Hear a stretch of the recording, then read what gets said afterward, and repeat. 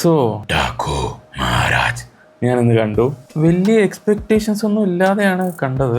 മലയാളി ഓഡിയൻസിൻ്റെ ഒക്കെ നല്ല positive reviews ഞാൻ ഇതിൽ കാണുന്നുണ്ടായിരുന്നു. യൂഷ്വലി എല്ലാവരും ട്രോളറാണ് പതിവ്. ഞാനും ഇതിനു മുമ്പ് ബാലയ്യ മൂവി ഇതുവരെ കണ്ടിട്ടില്ല. പക്ഷേ ഇപ്രാവശ്യം വളരെയധികം പോസിറ്റീവ് റിവ്യൂസ് മലയാളി ഓഡിയൻസിൻ്റെ ഭാഗത്തു നിന്ന് പ്രത്യേകിച്ച് കാണുന്നുണ്ടായിരുന്നു. അപ്പോൾ അതിനുള്ളത് ഉണ്ടോ എന്നറിയാൻ വേണ്ടിയിട്ടാണ് ശരിക്കും പടം കാണാൻ ഞാൻ തീരുമാനിച്ചത്.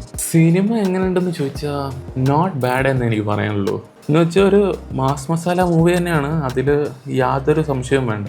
ഒരു മാസ് മസാല കൊമേഴ്ഷ്യൽ എൻ്റർടൈനർ തന്നെയാണത്. അല്ലാതെ ഒരു പടം ബാലയിൽ നിന്ന് പ്രതീക്ഷിക്കാൻ പറ്റില്ല. പക്ഷേ ബാലയെ ഒരു നല്ലൊരു ഡയറക്ടറിൻ്റെ കയ്യിൽ കിട്ടിയാൽ എങ്ങനെ ഉണ്ടാവും ഒരു പടം എന്നുള്ളത് നമുക്ക് ഈ സിനിമയിലൂടെ കാണാൻ പറ്റും എന്നാണ് എനിക്ക് തോന്നുന്നത്.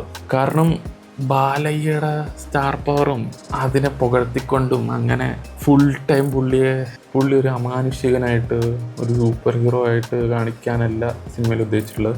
അങ്ങനത്തെ ഫൈറ്റ്സ് ഇല്ല എന്നല്ല, ബട്ട് കുറച്ചുകൂടി വൾണറബിൾ ആയിട്ടുള്ള, കുറച്ചുകൂടി ആക്ടിങ്ങിന് സാധ്യതയുള്ള ഒരു മൂവി ആയിട്ടാണ് എനിക്ക് തോന്നിയത്. സിനിമ കുറേയൊക്കെ വിക്രമിൻ്റെയും KGFൻ്റെയും ഒക്കെ ഇൻസ്പയർഡ് ആണെന്നുള്ളത് നമുക്ക് കണ്ടാൽ തന്നെ മനസ്സിലാവും. പക്ഷേ അത് അടപടലം കോപ്പി അടിക്കാതെ ഇവരുടേതായിട്ടുള്ള ഒരു സ്പിന്ന് കൊടുത്തിട്ടൊക്കെയാണ് ഇവർ ചെയ്തിട്ടുള്ളത്. അതുകൊണ്ട് ഒരു ഫ്രഷ് ഫീലിംഗ് ഒക്കെ കൊണ്ടുവരാൻ സിനിമയ്ക്ക് സാധിച്ചിട്ടുണ്ട്. പിന്നെ പറയുകയാണെങ്കിൽ പുഷ്പ 2 ആയിട്ട് ഉള്ള കമ്പാരിസൺസ് ഒക്കെ ഞാൻ കാണുന്നുണ്ടായിരുന്നു. അപ്പോൾ അങ്ങനെ കമ്പയർ ചെയ്ത് നോക്കുകയാണെങ്കിൽ പുഷ്പ 2-നേക്കാളും 10 ഇരട്ടി ഭേദമാണ് ഈ പടം എന്ന് എനിക്ക് നിസ്സംശയം പറയാം.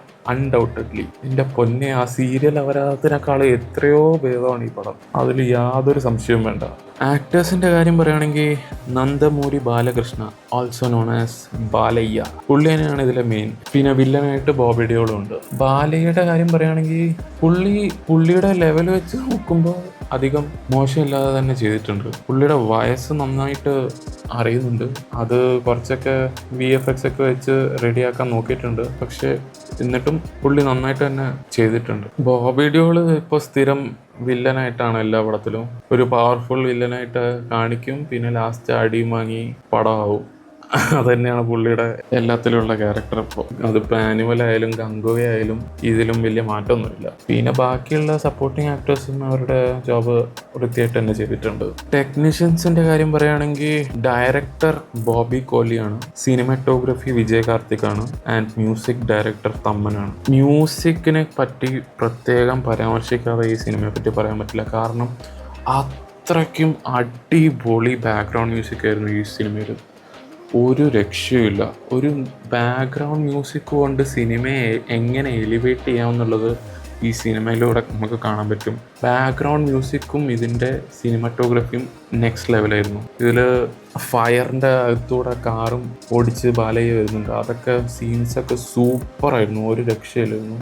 പിന്നെ ബാക്ക്ഗ്രൗണ്ട് മ്യൂസിക്കിൻ്റെ കാര്യം പറയുകയാണെങ്കിൽ ഒരു അടി കൊണ്ട് അവശനായ ഒരാളെ ബാലയ്യ വെള്ളം കുടിക്കാനായി സഹായിക്കുന്ന ഒരു സീനുണ്ട് ഫൗണ്ടൻ്റെ അടുത്ത് വെച്ചിട്ട്.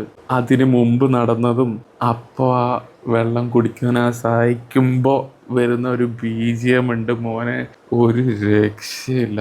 ആ എല്ലാ ഇമോഷൻസും കൊണ്ടുവരാൻ പറ്റിയ ഒരു correct timing of the background music and the BGM was mind blowing at that time. എൻ്റെ favourite scene of the movie ആയിരുന്നു അത്. പിന്നെ സിനിമാറ്റോഗ്രഫി ഞാൻ പറഞ്ഞല്ലോ, അടിപൊളിയായിരുന്നു. ഇത് രണ്ടുമാണ് ഈ മൂവിയെ വേറെ ലെവലിലോട്ട് എത്തിച്ചത്. പിന്നെ സ്ക്രിപ്റ്റ് വൈസ് ഞാൻ പറഞ്ഞ പോലെ ബാക്കി കുറേ സിനിമയിൽ നിന്ന് ഇൻസ്പയർഡ് ആണ്. പക്ഷെ എന്നിരുന്നാലും ഒരു രക്ഷകൻ മൂവിയിൽ എത്രത്തോളം പുതുമ കാണിക്കാൻ പറ്റുമോ അത്രയും അവർ കാണിച്ചിട്ടുണ്ടെന്ന് തോന്നുന്നു. സ്ക്രിപ്റ്റ് വൈസ് എനിക്ക് വലിയ പുതുമയൊന്നും തോന്നിയില്ല. പിന്നെ എഡിറ്റിങ്ങും വലിയ കുഴപ്പമില്ലായിരുന്നു. നല്ല സ്മൂത്തായിട്ട് തന്നെ മൂവി പോകുന്നുണ്ടായിരുന്നു. എവിടെയും ഒരു ലാഗ് ഫീൽ ചെയ്തിട്ടില്ല. മൊത്തത്തിൽ എങ്ങനെയുണ്ടെന്ന് വെച്ചാൽ ഒരു മാസ് മസാല മൂവി നിങ്ങൾക്ക് കാണണമെന്ന് തോന്നുകയാണെങ്കിൽ ധൈര്യമായിട്ട് കാണാൻ പറ്റിയ ഒരു മൂവി തന്നെയാണത്.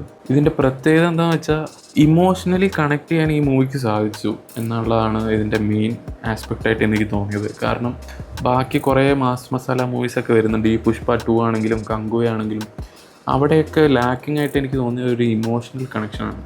ഇമോഷണലി ഓഡിയൻസിനെ കണക്ട് ചെയ്യാൻ പറ്റിക്കഴിഞ്ഞാൽ പിന്നെ നടക്കുന്നത് സൂപ്പർ നാച്ചുറൽ ഫൈറ്റ് സീൻസ് ആണെങ്കിലും ഓഡിയൻസ് നിങ്ങളുടെ കൂടെ ഉണ്ടാവും. ഓഡിയൻസിൻ്റെ സപ്പോർട്ട് നിങ്ങൾക്കുണ്ടാവും. ഇതല്ലാതെ ചുമ്മാ ഒരു കാരണമില്ലാണ്ട് വയലൻസ് കാണിച്ചു കഴിഞ്ഞാൽ അത്രയ്ക്കൊരു ഇമ്പാക്റ്റ് തരാൻ മൂവിക്ക് സാധിക്കില്ല. അപ്പോൾ ആ രീതിയിൽ നോക്കുകയാണെങ്കിൽ നല്ല ഇമോഷണൽ കണക്ഷനൊക്കെ കുറേയൊക്കെ തരാൻ പറ്റിയിട്ടുള്ളൊരു മൂവി തന്നെയാണത്. അപ്പോൾ ഇന്നത്തേക്ക് ഇത്രയേ ഉള്ളൂ. ഞാനെന്നാൽ അടുത്ത പടം കണ്ടിട്ടും വരാം. All right.